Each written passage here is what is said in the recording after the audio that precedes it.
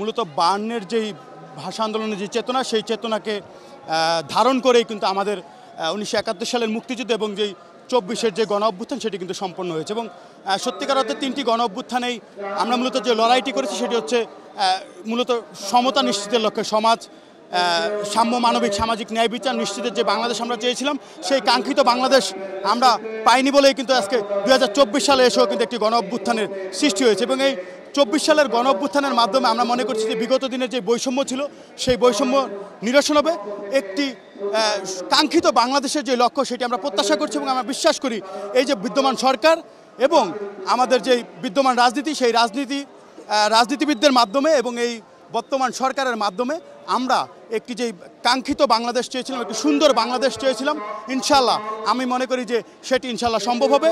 এবং এই যে 52-এর যেই চেতনা, সেই চেতনাকে ধারণ করে এবং 24-এর যে প্রেরণা, সেই প্রেরণাকে হৃদয়ে লালন করে ইনশাআল্লাহ আমরা আগামী দিনে একটি সুখী, সুন্দর, সমৃদ্ধির বাংলাদেশ গড়তে পারবো। না, এটা সত্যি কথা। দেখুন, 24-এর গণ অভ্যুত্থানে আমরা একটি ব্যানারকে মূলত শ্রদ্ধার জায়গায় রেখে এবং সকলে মিলে কিন্তু একটি ছায়াতলে এসেছিলাম। কিন্তু সত্যিকার অর্থে 24 পরবর্তী বাংলাদেশে সেখানে কিছুটা হলেও ফাটল ধরেছে।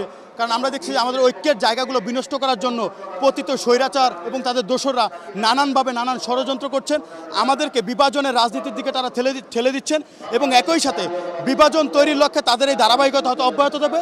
কিন্তু আমরা এটি নিশ্চিত করে বলতে চাই, স্বৈরাচার এবং তাদের দোসরদের বিরুদ্ধে ইতিমধ্যে আমরা জিরো টলারেন্স ঘোষণা করেছি এবং সেই রীতি আমাদের অব্যাহত থাকবে।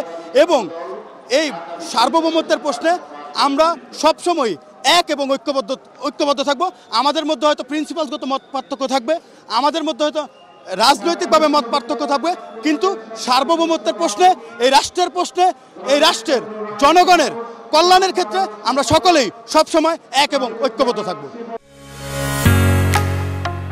ঢালাইয়ের সেরা প্রিমিয়ার সিমেন্ট।